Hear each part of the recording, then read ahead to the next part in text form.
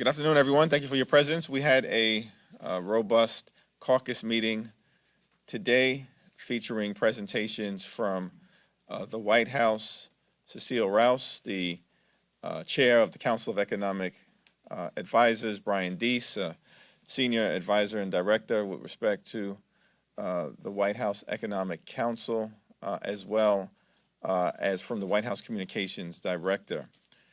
I think we as Democrats understand, led by President Biden here in the House and over on the other side of the Capitol in the Senate, that the American people are struggling with rising costs and inflationary pressures that relate to the supply chain and relate to some price gouging that is taking place by people who worship at the altar of greed in a way that is hurting consumers, hurting farmers, hurting ranchers, and others.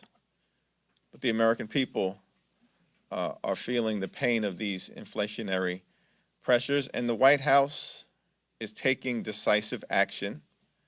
It's also why it's important for us to get the Build Back Better Act over the finish line.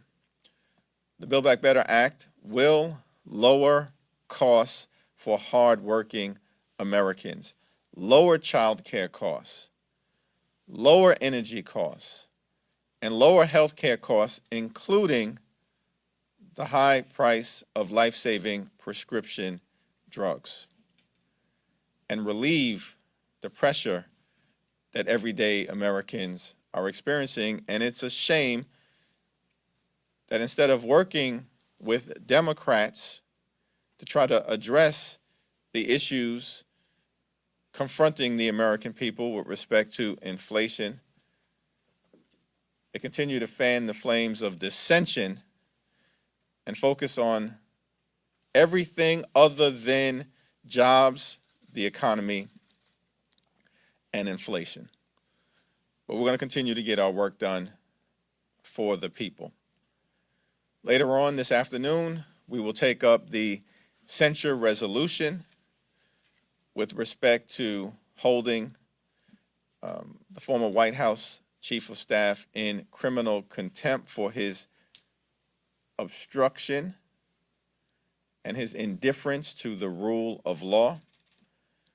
And we will also condemn, hopefully in a bipartisan way, Islamophobia and make it clear that attacks on anyone's religion are inconsistent with who we are as a nation and the principle of freedom of religion in a pluralistic society. That is what the United States of America is all about. It's a founding principle of this great country. Let me yield now to our distinguished vice chair and a distinguished member of the January 6th Select Committee. We're so thankful for their work and for Pete Aguilar's work on behalf of our democracy. Thank you, Mr. Chairman. As the chairman mentioned, we're focused on the task at hand, but on behalf of the chairman and the Democratic caucus, we want to extend our condolences to all of those who suffered during the tornadoes. Incredibly tragic, and for those folks who are dealing with this during the holiday season, our hearts go out to them.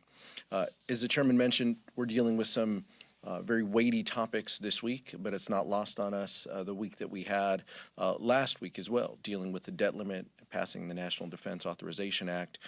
This Congress continues to get things done. Yesterday, as the chairman mentioned, the Select Committee voted to hold the former Chief of Staff, Mark Meadows, in contempt. Mr. Meadows has shown that he will not cooperate with the committee's work, and we are now asking our colleagues on the floor to pass the same vote to hold him in contempt. He has no problem sharing details of his interactions with the former president in his book, if you buy it for $25, but he does not want to come before the committee to have those same conversations. The chairman also mentioned that we're going to extend the full faith and credit of the United States, as well as dealing with a bill to combat Islamophobia. Topics that are weighty and important, and shows the work that we are doing on behalf of the American people as we sprint toward the end of the calendar year. We're focused on these issues because it's right for the American people.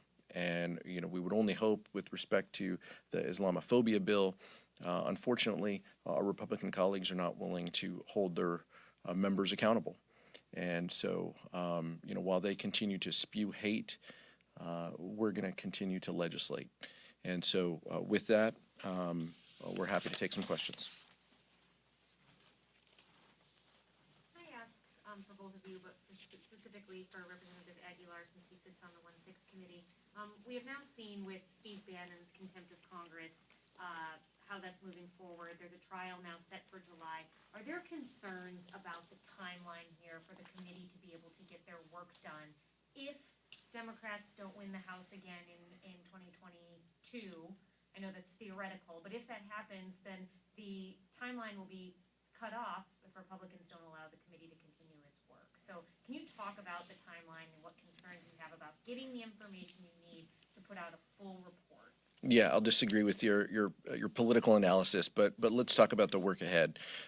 What we've said loud and clear is that we're going to generate a report. We're going to have public hearings. We're going to do all of that next calendar year.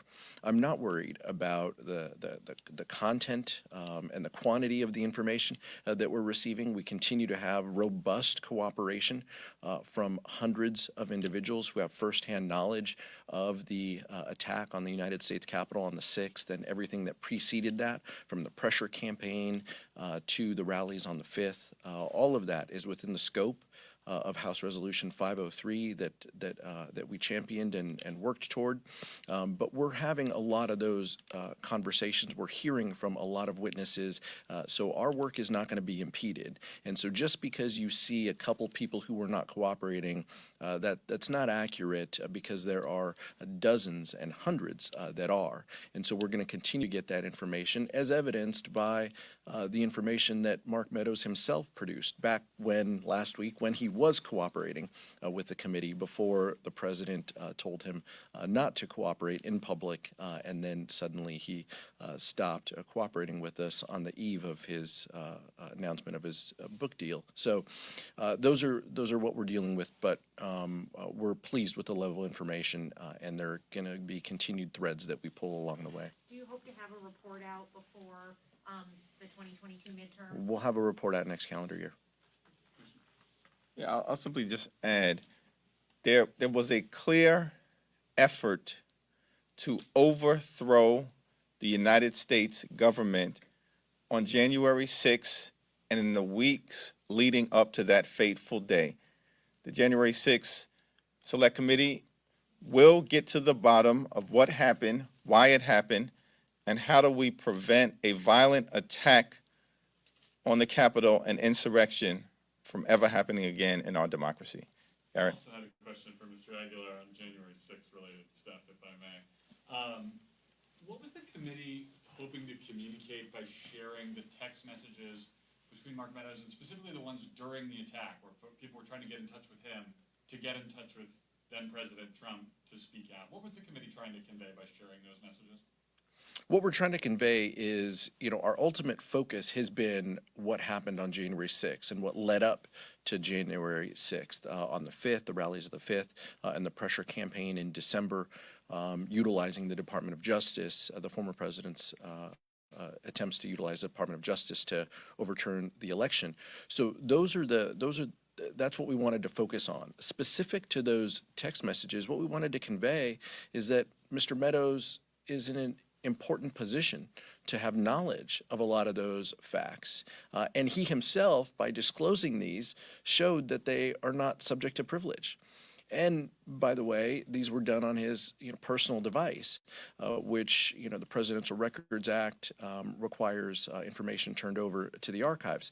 So all of those are important threads, but specific to these texts from members of Congress, and even texts on January 7th, which you saw displayed, where there was remorse for not being able to get it done on January 6th, which is, terribly tragic and just gets to the story that we want to convey in casting a light on this to make sure that this doesn't happen again. As the chairman mentioned, this assault on democracy that we all experienced, we have to ensure that it doesn't happen again, and that's part of our key focus here is to highlight that. And can I ask a super quick follow-up? Are there any conversations still ongoing with him? Is there any chance he looks at the House vote today and changes his mind again, or is it your understanding that, he sort of made his...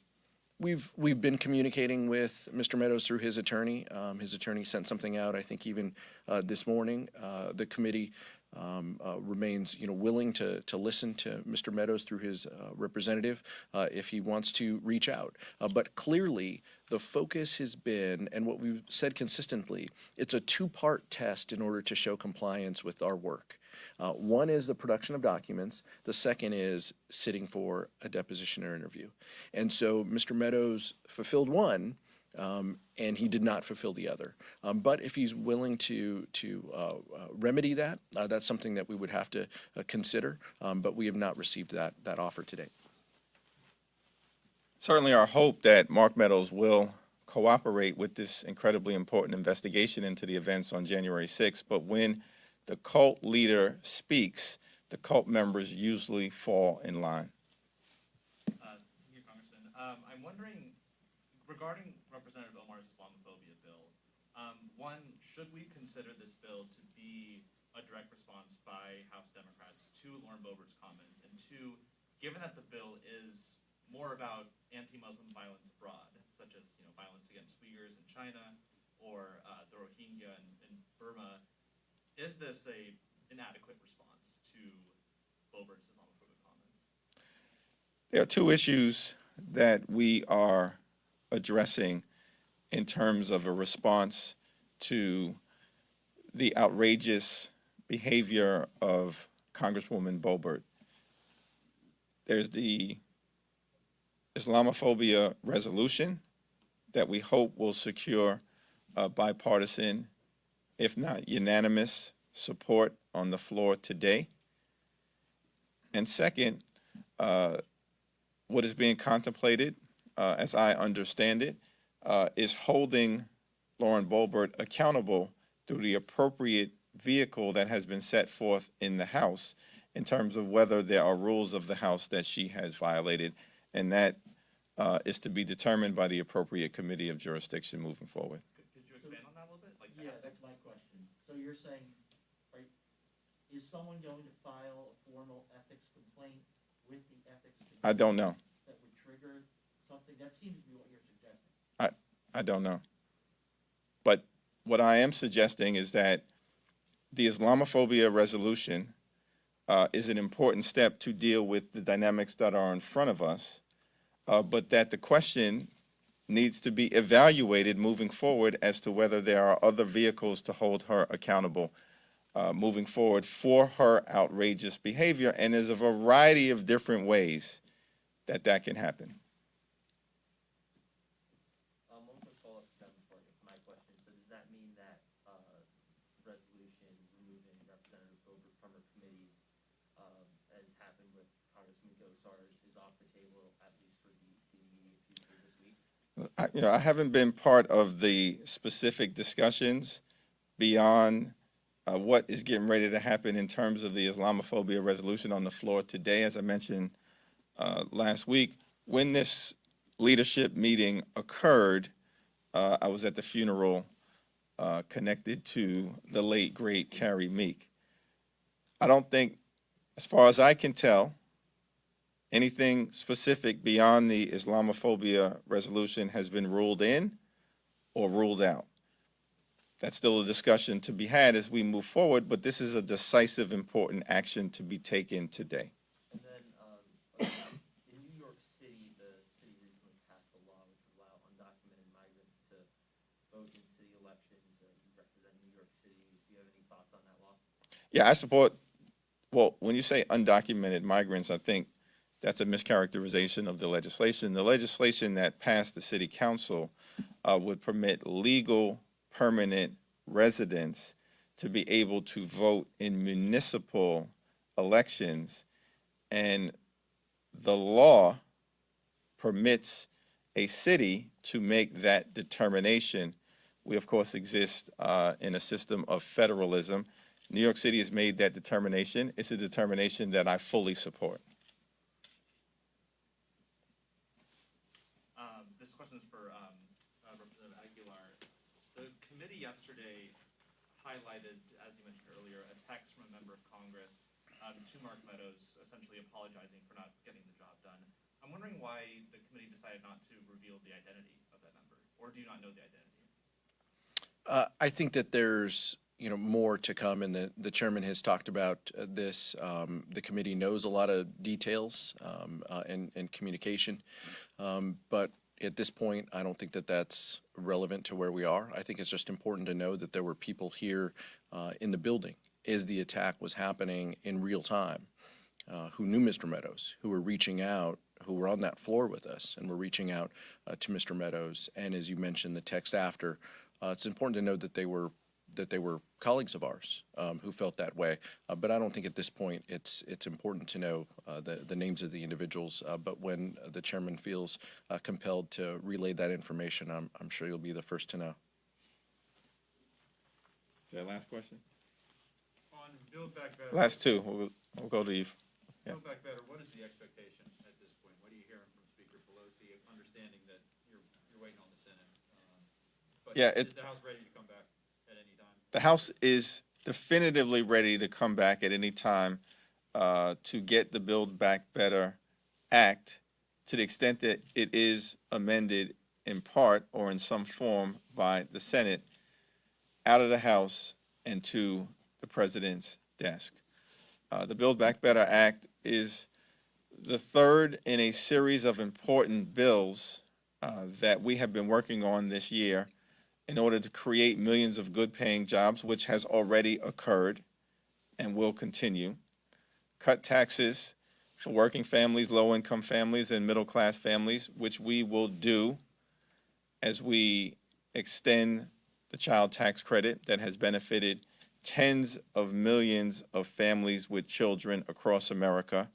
And we're going to lower costs for hardworking Americans in healthcare, in housing.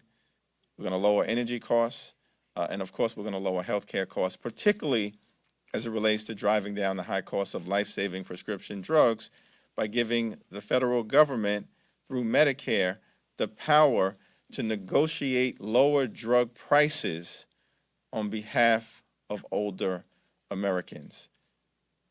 Giving the federal government that ability is something that former President Trump supported and other Republicans have supported because it is the right public policy, and it will lead to dealing with one of the issues that is greatly and adversely impacting the pocketbooks of the American people.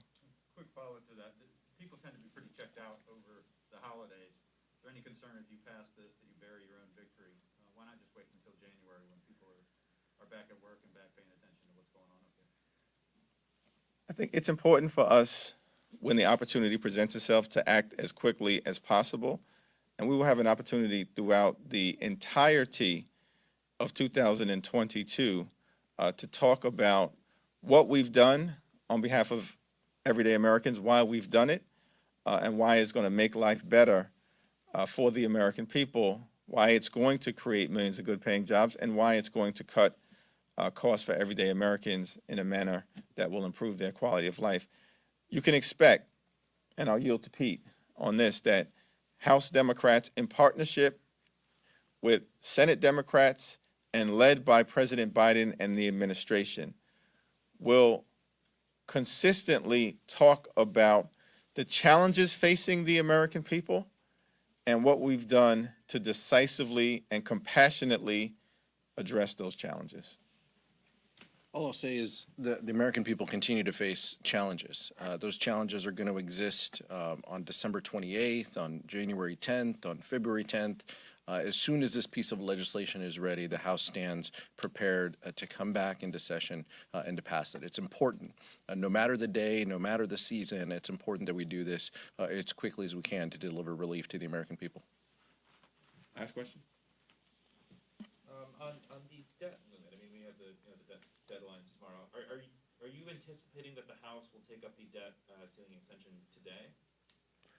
Well, we're waiting on the Senate, as is often the case, and we're prepared to move forward as soon as they send over a bill to us so we can make sure that we protect the full faith and credit of the United States of America. It's shameful that many of our colleagues on the other side of the aisle are willing to risk a default on our debt. And the reason why the debt ceiling has to be raised in this particular instance is because of spending that Donald Trump oversaw, including but not limited to the GOP tax scam, where 83% of the benefits went to the wealthiest 1% in America to subsidize the lifestyles of the rich and shameless for no apparent reason other than rewarding their friends, saddling us with approximately $2 trillion worth of debt. That's why we're in the situation that we're in right now. And yet, they're acting like this is all Joe Biden. 93% of the reason why we have to raise the debt ceiling, which we will do either today, hopefully, or as soon as the Senate sends the bill over, relates to spending by the previous administration. And yet the other side is unwilling to participate in undertaking their constitutional responsibilities. Why? Because this is a group where facts don't matter, hypocrisy is not a constraint to behavior, and they think shamelessness is their superpower. And that's what we're dealing with the modern-day Republican Party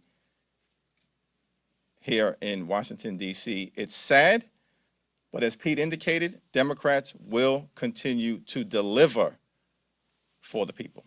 Thanks, everyone. Thank you. The chairman wanted me to remind everybody I have to go to another meeting, but I'm going to leave him here and he's going to sing some Christmas carols just to thank you all for the year of service to our press corps. Thank you guys. Enjoy a holiday season as well. Although we may see you for Build Back Better. We hope. Thanks, everyone. Thank you. Thank you.